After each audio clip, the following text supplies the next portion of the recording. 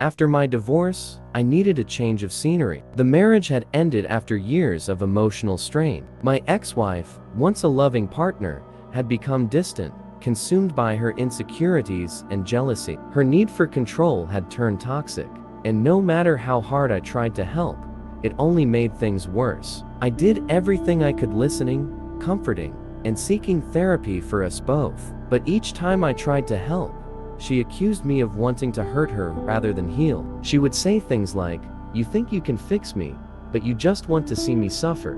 No matter how many times I reassured her that I was there for her, she pushed me away, convinced I had bad intentions. Every attempt I made to help her, to show her I cared, only made her more paranoid and angry. It became unbearable, and that was the last straw. I realized I couldn't continue living in a relationship where my efforts to help were twisted into accusations of harm. I left, hoping for peace and a fresh start. I found a small, charming house near the edge of a forest. The location was perfect, a peaceful haven away from the chaos of city life. The house itself was cozy and inviting, with old wooden floors and large windows that allowed the sun to pour in during the day. The neighborhood was quiet, with kind neighbors who always greeted me with warm smiles. Everyone seemed friendly enough, and I felt safe here. But as night fell, the house became eerily quiet, the kind of quiet that made you feel like you were the only person left in the world. The wind rustled the trees, and the silence stretched on. It wasn't unsettling at first, but after a few nights, it began to feel suffocating,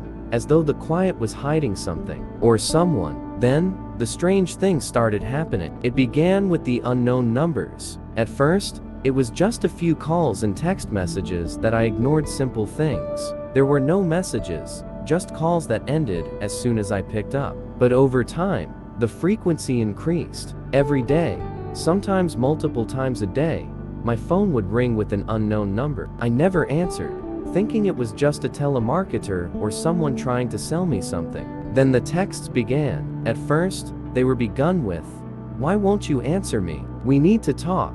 I thought it was a wrong number or someone messing with me, so I didn't respond. But as the days passed, the messages grew more disturbing. "You can't escape me. I see you, and I know everything." The calls became more frantic, and the messages turned into rants. "You're mine. You always have been.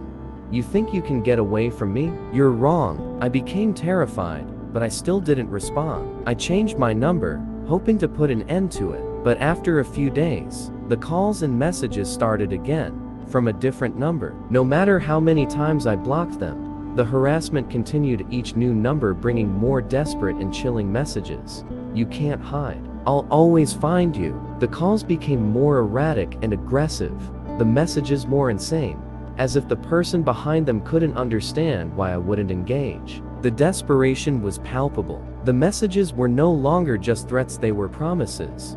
"You think you're safe? You think you've won? I'll show you how wrong you are." I changed my number again, but this time, it only lasted a few days before the relentless harassment started once more. I was stuck in a nightmare, unable to escape, no matter what I did. The calls grew louder, more frantic, more unhinged with each passing day, until one day, it stopped. Just like that. Then came the tapping on my window. At first, I thought it was just my mind playing tricks on me, but as the days passed, the tapping became louder, more insistent. It felt like someone was trying to get in, someone who was waiting for me to open the door. I couldn't shake the feeling that I was being watched, even though I never saw anyone outside. One afternoon, as I stepped outside to get some fresh air, I encountered the neighbor kids. They were a couple of young ones, always polite and well-behaved. Their innocence and cheerfulness were a small comfort to me. They reminded me of what a peaceful family felt like,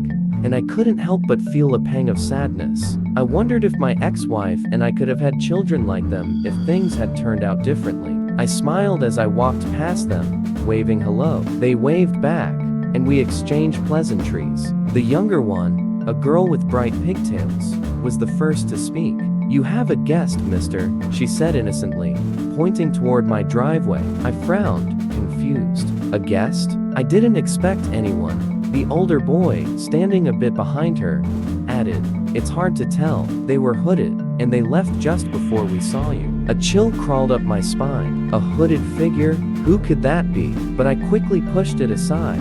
I thanked the kids for the information, trying to mask my growing unease. As I stood there, I couldn't shake the feeling that I was being watched. I quickly excused myself and went back inside, locking the door behind me. The thought of the hooded figure lingered in my mind as the days passed. The kids' innocent words echoed in my head. They were hooded. It didn't sit right with me. The paranoia crept in slowly, like a shadow I couldn't shake off. I decided to report it to the police, just in case. They said they'd keep an eye out for any suspicious activity, but the feeling of being watched only grew stronger. Who could it have been? Was someone really out there, hiding in the shadows, watching my every move? Feeling increasingly unsafe, I decided to take matters into my own hands. I installed cameras around my house, both inside and out. It was a precaution, nothing more. I didn't want to believe anything sinister was happening, but if something was, I needed proof. Then one night, after setting up a camera in my bedroom, caught it. The footage showed a hooded figure standing outside my window, pressing against the glass, fidgeting with the lock. The figure was trying to break in. My heart raced as I watched the intruder work. Their movements slow, deliberate. But then, the lights flicked on, and the figure froze for a moment, then quickly ran off into the darkness.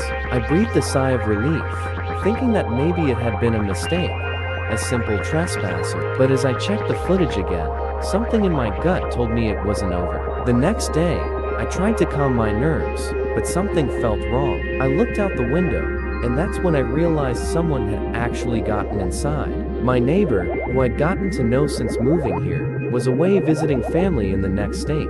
I was alone. I grabbed the nearest object, a heavy lamp, and slowly moved through my house, listening for any signs of movement. My breath came in shallow bursts as I crept down the hallway, but then I froze. I heard the unmistakable sound of a door creaking open. A chill ran down my spine. The intruder was inside. I tiptoed quietly toward the sound, my heart thudding in my chest. My mind raced. What if it was the same person who'd been calling? Was it the same figure from the footage? Or worse, someone else? As I turned the corner, I caught sight of the intruder, a shadowy figure moving through the living room. I could see something gleaming in their hand. A knife. Panic surged through me. I couldn't stay here. I had to hide. I backed away, slipping into the washroom across from my bedroom. My mind was a whirlwind of thoughts as I pressed my back against the wall, holding my breath.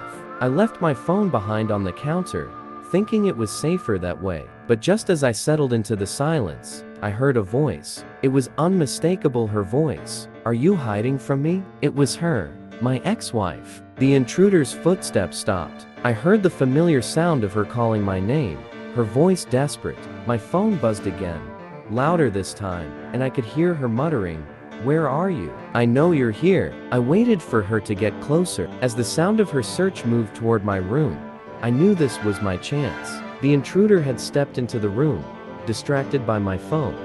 I rushed out of the washroom, moving as quietly as I could, careful not to make a sound. My heart was racing as I tiptoed down the stairs, the cold air from the open window rushing in. I could hear the intruder's footsteps behind me, closer than I had hoped. I moved faster, nearly tripping as I made my way toward the front door. Just a little further, a door creaked open behind me. I spun around, just in time to see the shadow of the figure moving toward the stairs. I ducked around a corner, my pulse pounding in my ears. I didn't dare look back.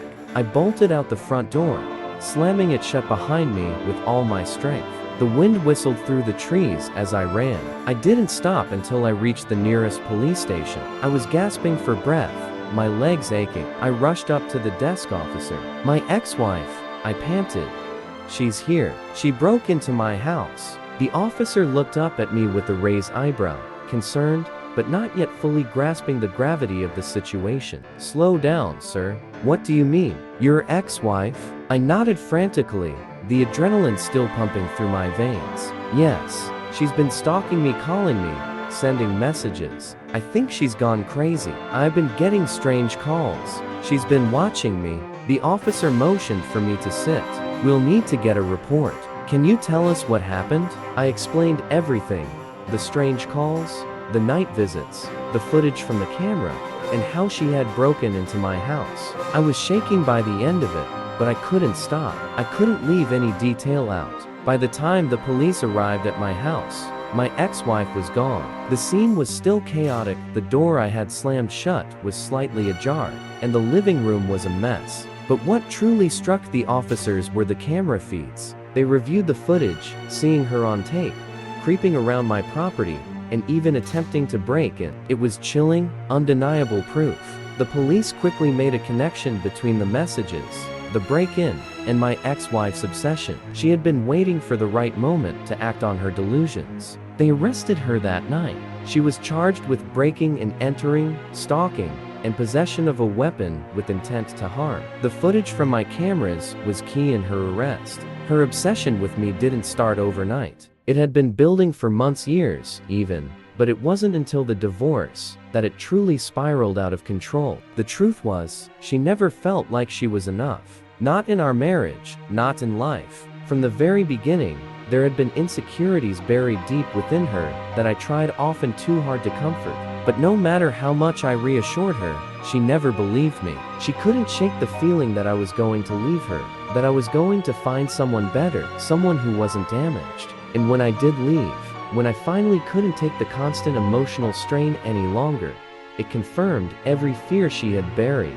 It twisted in her mind the sense of abandonment. She believed, deep down, that I didn't care about her, that I had only ever been trying to fix her, to change her, to control her. And when I left, she decided it wasn't just an end to our marriage, it was a rejection of her.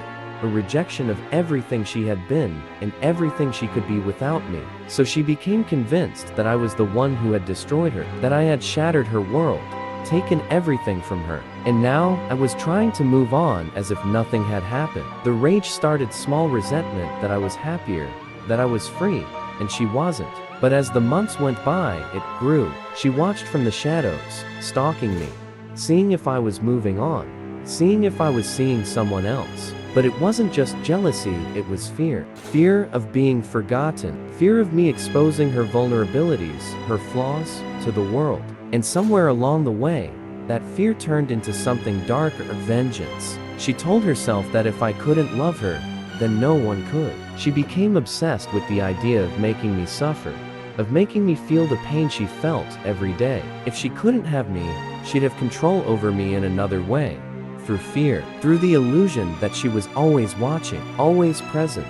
In her mind, our marriage hadn't ended because of her actions. It was my fault. And if I couldn't see that, if I couldn't understand that she had been the one wronged, then I deserved everything that came next. The calls, the messages, the break-in, they were her way of forcing me to acknowledge her existence, to admit that she still had power over me. But over time, her obsession morphed into something far darker. She began to plot, to strategize. Her need for revenge grew to a point where she devised a plan to kill me. She convinced herself that this was the only way to reclaim control, to make me understand the depth of the hurt I had caused her. In her twisted logic, murdering me would be the ultimate way of proving that I would never escape her, that I would never truly be free. In the days leading up to the break-in, she had been preparing. She had gathered a knife, a tool to carry out her plan. Each night, she would come to my house, watching me, plotting her next move. The phone calls, the messages, they weren't just threats anymore. They were warnings. She was trying to push me into a corner, to make me afraid, to make me feel trapped so she could execute her plan. In the end, she didn't just want revenge. She wanted validation. She needed to prove that I would never escape her. Whenever I remember this incident, my anxiety levels rise and I get fearful. Fearful of the fact that if I would have not paid attention and took countermeasures, or had slept without carrying any of these, I would have been dead by now.